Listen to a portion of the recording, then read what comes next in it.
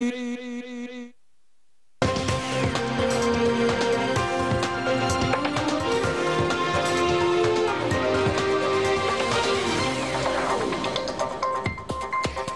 Monsieur, bonsoir. Très heureuse de vous retrouver pour ce journal. On commence avec les titres de l'actualité de ce dimanche 4 mai.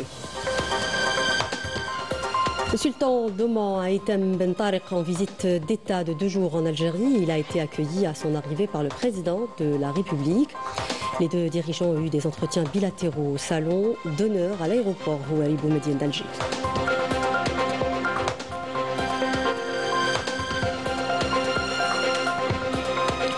L'Algérie et le sultanat d'Oman entretiennent des relations historiques qui ont connu une nouvelle dynamique ces dernières années. Les dirigeants des deux pays ont l'ambition de faire évoluer la coopération bilatérale vers des perspectives prometteuses.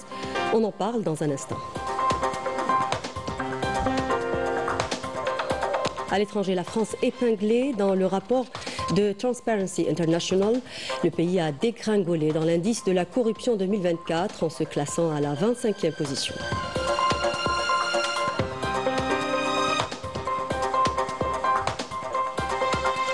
Retour dans ce journal sur l'opération d'expropriation et d'expulsion forcée de familles marocaines de leurs biens, une mesure qui a provoqué un tollé parmi la population.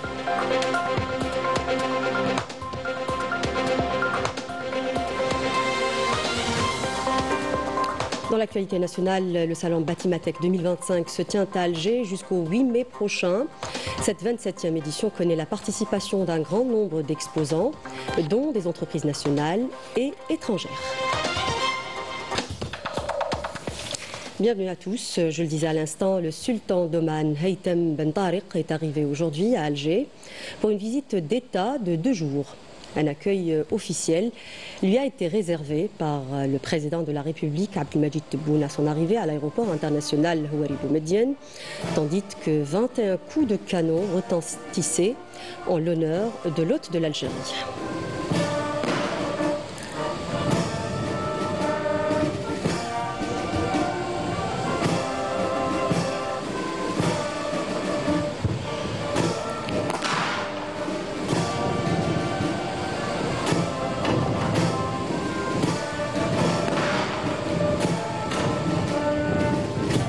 Le sultan d'Oman a salué les hauts responsables de l'État à son accueil, à leur tête le président du Conseil de la Nation, le président de l'Assemblée populaire nationale, le Premier ministre, le président de la Cour constitutionnelle et le ministre délégué auprès du ministre de la Défense nationale, chef d'état-major de l'ANP, et le directeur de cabinet à la présidence de la République.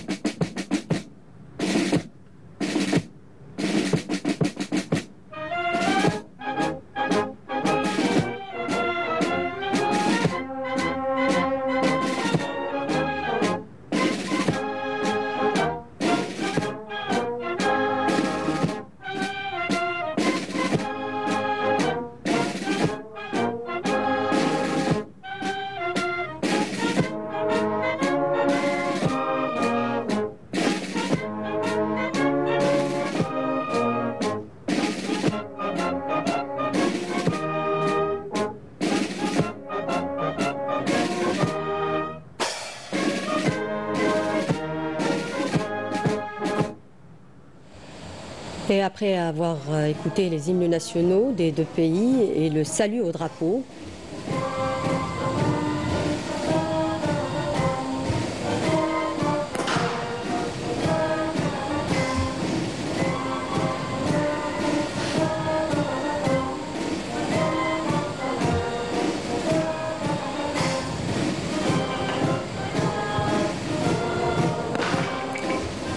le président de la République, Abdelmadjid Tebboune, en compagnie de l'hôte de l'Algérie, le sultan Haytham Ben Tariq, ont passé en revue des détachements de différentes unités de l'armée nationale populaire qui leur ont rendu les honneurs.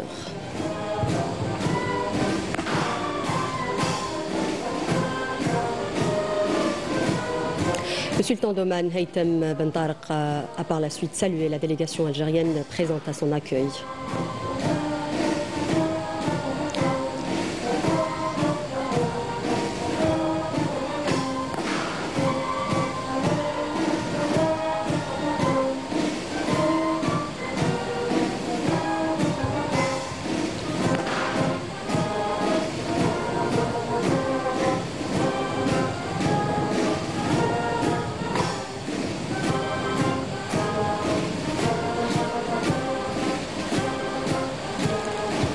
De son côté également, le président de la République, Abdelmadjid Tebboune, a salué la délégation accompagnant le sultan d'Oman, pays frère.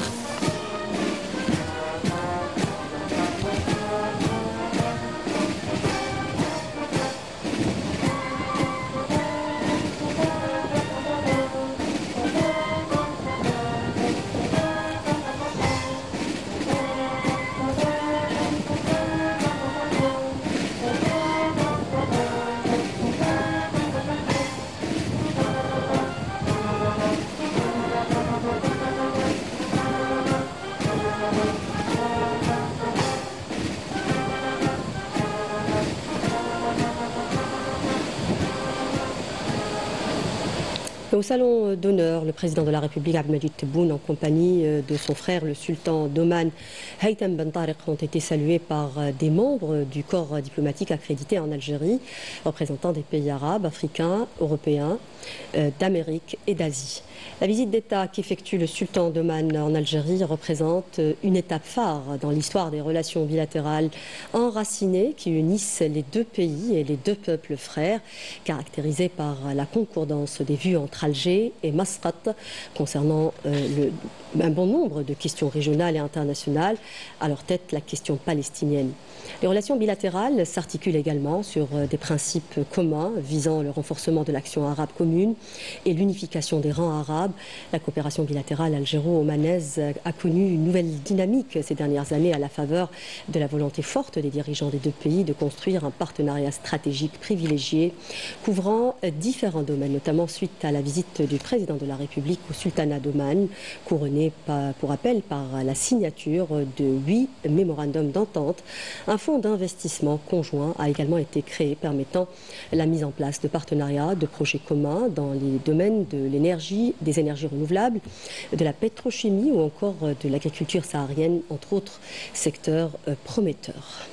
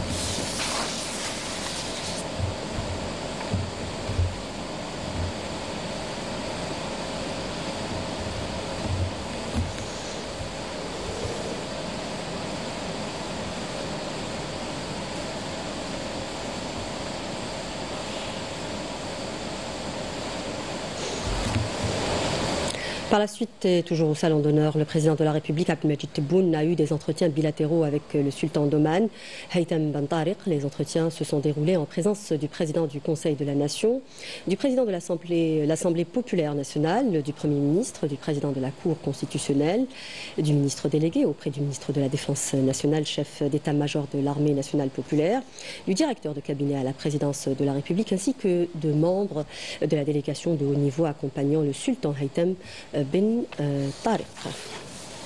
Nous disions en titre, les relations historiques entre l'Algérie et le sultanat d'Oman ont connu une nouvelle dynamique ces dernières années à la faveur de la forte volonté des dirigeants des deux pays. Le but étant de faire évoluer ces relations vers des perspectives prometteuses pour construire un partenariat stratégique privilégié. D'ailleurs, c'est dans ce contexte que s'inscrit la visite d'État qu'effectue actuellement le sultan d'Oman en Algérie. C'est un papier signé Mariam Damis, regardez. L'Algérie et le sultanat d'Oman entretiennent des relations historiques solides, enracinées depuis plus d'un demi-siècle. Des liens profonds, fondés sur des principes constants et des positions communes.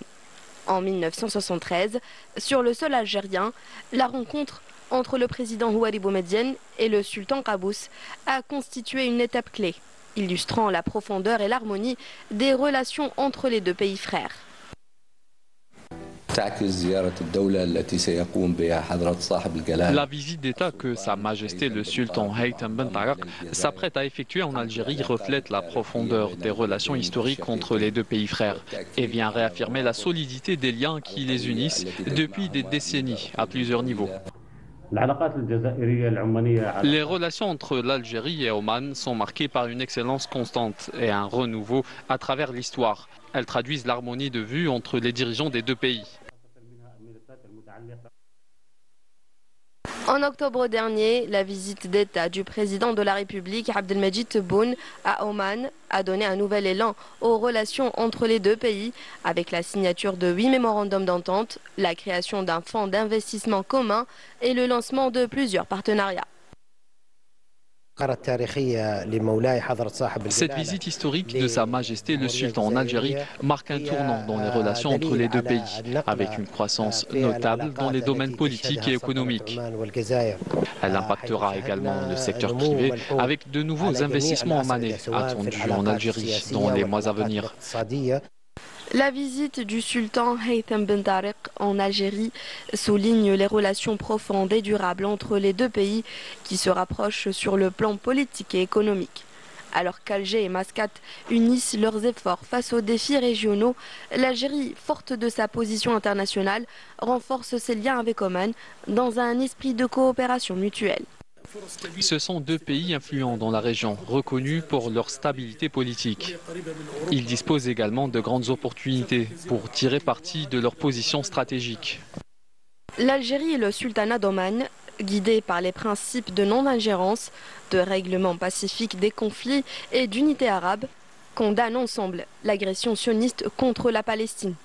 Les deux pays rejettent toute tentative de liquidation de la cause palestinienne et réaffirment leur engagement pour des relations plus solides et des partenariats diversifiés.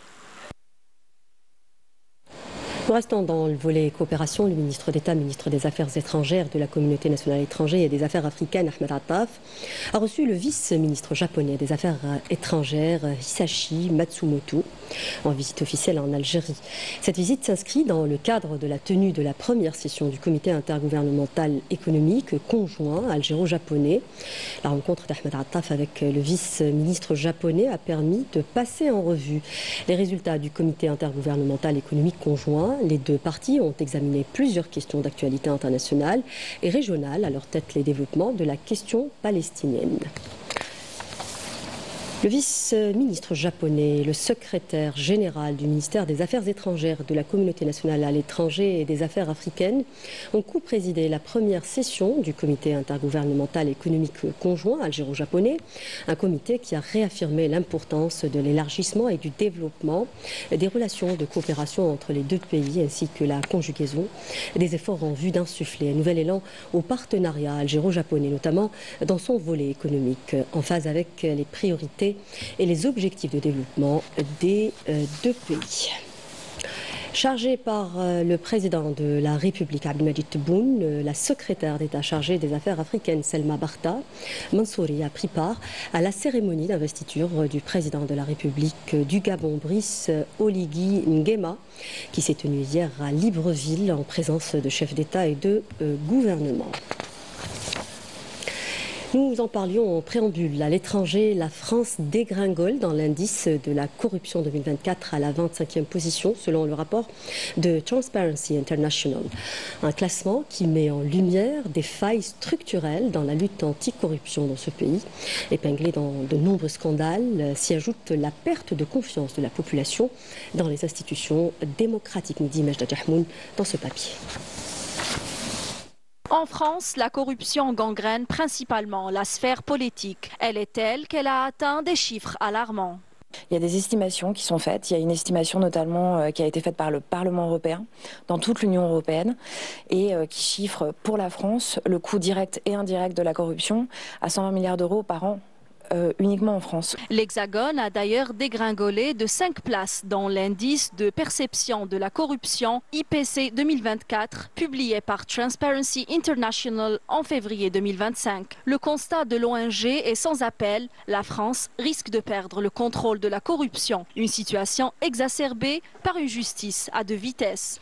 Et on voit qu'il y a vraiment une immense misère de la justice et de la police anticorruption, qu'il faut qu'on ait des enquêtes à rallonge, et que aussi sur les affaires de corruption locale. Qu'elles soient locales ou nationales, les affaires de corruption au milieu politique sont légion. Elles ont même tendance à proliférer en raison de l'impunité. Une constellation comme ça d'affaires qui se ressemblent, de financement illégal d'activités politiques, d'enrichissement personnel éventuellement. Et on voit bien que d'un point de vue historique, il y a à la fois une continuité des pratiques, ça vient d'être dit parfaitement. Il y a des stratégies mises en œuvre par les uns et les autres pour garantir leur impunité. Et ces stratégies-là ne fonctionnent plus ou plus comme avant. Dans son rapport, Transparency International met en lumière des failles structurelles dans la lutte contre la corruption, aggravées par les scandales récents et une perte de confiance dans les institutions françaises. Selon le dit rapport, il s'agit d'un signal d'alarme pour la démocratie française. Au Maroc, l'opération d'expropriation et d'expulsion forcée de leurs biens de plusieurs familles a provoqué un tollé. Le Marseigne justifie cette mesure sous prétexte de fragilité des bâtiments, sans proposer de solution ou de relogement. Les populations n'ont d'autre choix que de crier leur détresse et leur désarroi face à cette injustice, nous dit Méline Damis. Regardez. Sous prétexte de fragilité des bâtiments, le Marseigne poursuit sa politique d'expropriation et de démolition des quartiers populaires. Derrière des slogans prenant un plan d'urbanisme trompeur, se cachent des visées à peine voilées de s'approprier les biens des familles modestes. Ces dernières n'ont d'autre choix que de crier leur détresse et leur désarroi face à cette injustice. Après inspection, ils nous ont annoncé que les bâtiments sont susceptibles de s'effondrer. Il n'y a eu aucune expertise.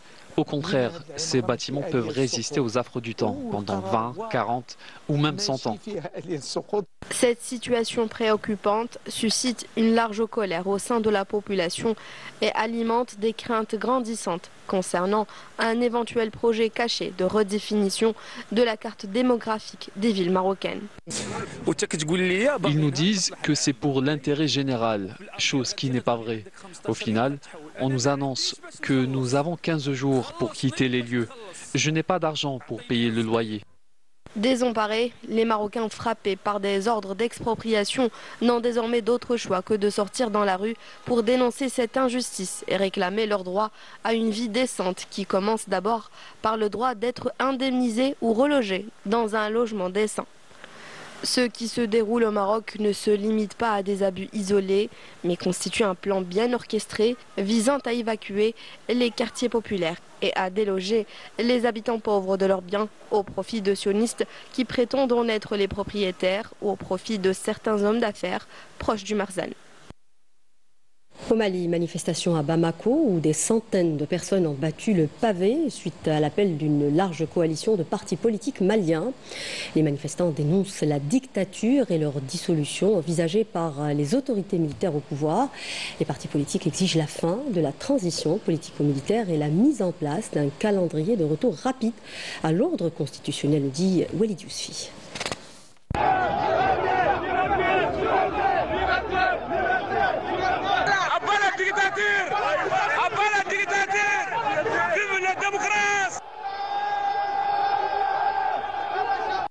Pauvreté, faim, situation sociale dégradée, les crises s'enchaînent et frappent de plein fouet la population malienne déjà à bout. Assimi Goïta, arrivé au pouvoir suite à un coup d'État, multiplie les décisions controversées. Plusieurs réformes largement décriées ont été engagées. Parmi elles, la suspension d'activités de partis politiques ou de médias sont celles qui ont suscité le plus de réactions. De nombreux journalistes, organisations de la société civile et formations politiques ont exprimé leurs préoccupations concernant la liberté d'expression et le fonctionnement des institutions. Les partis politiques vont continuer à exister, à fonctionner. Ils peuvent ne pas financer, ils peuvent ne pas aider, parce que c'est ce qui se passe depuis 5 ans. C'est fait exprès, mais ce n'est pas pour ces subsides-là qu'on va décréter la mort des partis politiques. Des rassemblements ont eu lieu ce samedi dans plusieurs villes, appelant au dialogue et à la préservation des droits fondamentaux du peuple malien, alors que la coalition d'une centaine de partis politiques a exigé la fin effective de la transition politico-militaire au plus tard le 31 décembre 2025 et appelé à la mise en place d'un calendrier de retour rapide à l'ordre constitutionnel. Face aux restrictions politiques, à la mise à l'écart des voix critiques et à l'affaiblissement des institutions, le Mali s'isole progressivement au risque de compromettre sa stabilité interne et sa place sur la scène régionale et internationale. À Gaza, l'agression sioniste se poursuit. Au moins 23 Palestiniens sont tombés en martyrs ce dimanche dans des frappes aériennes de l'armée d'occupation sur diverses zones de l'enclave palestinienne. L'armée sioniste a rappelé par ailleurs des dizaines de milliers de réservistes en vue d'une expansion de son offensive barbare qui cible systématiquement de nombreux journalistes et leurs familles. C'est un papier signé Raouf Hamouche. En cette journée internationale de la liberté de la presse, les regards se tournent vers les territoires palestiniens meurtris, où la situation des journalistes continue de susciter l'indignation. Depuis le début de l'agression sioniste contre Gaza, 210 journalistes ont été tués, dont plusieurs ciblés délibérément. Plusieurs organisations internationales rappellent que ces actes constituent de graves violations du droit humanitaire international et des conventions de Genève, qui garantissent la protection des journalistes en zone de conflit. Ils travaillent dans la rue, sur les routes, avec un seul objectif, montrer la réalité. Ils bravent les dangers. Ils luttent pour transmettre au monde entier les images des massacres et des crimes perpétrés par l'occupation sioniste contre des Palestiniens innocents. Aujourd'hui, nous sommes ici, en pleine rue, pour faire entendre notre voix, pour porter le message d'un peuple qui tient bon, d'un peuple qui résiste malgré tout. Tout au long de cette guerre génocidaire, le journaliste palestinien reste exposé à de nombreux dangers, entre frappes directes et attaques indirectes. Même les équipes étrangères ne sont pas épargnées. La télévision algérienne en a également été victime.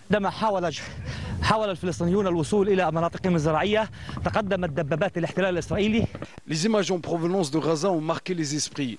Elles ont non seulement contribué à convaincre la Cour pénale internationale de délivrer un mandat d'arrêt contre les dirigeants sionistes, mais ont aussi éveillé les consciences à l'échelle mondiale, renforçant le soutien international à la cause palestinienne. Ces images ont suscité une mobilisation massive aux 4 coins du monde, donnant lieu à de grandes marches de solidarité.